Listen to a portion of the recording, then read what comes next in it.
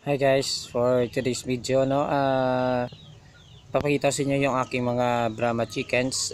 They're 2 months old and tatlo lang po sila, isang possible hen at dalawang possible cock or rooster.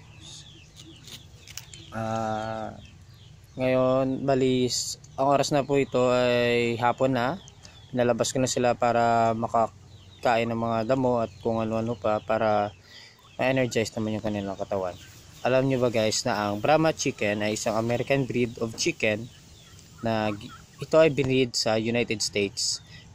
Galing ito sa mga imported na mga manok na galing China, specifically Shanghai.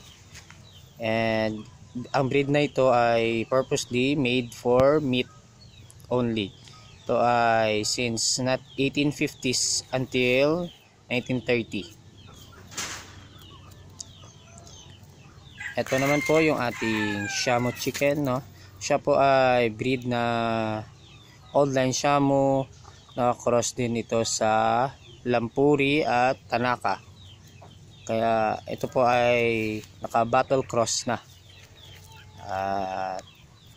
Siya po ay 4 months old and tingnan nyo naman po ang tangkad na niya and ang laki niya. Nasa 2 something kilos na siya.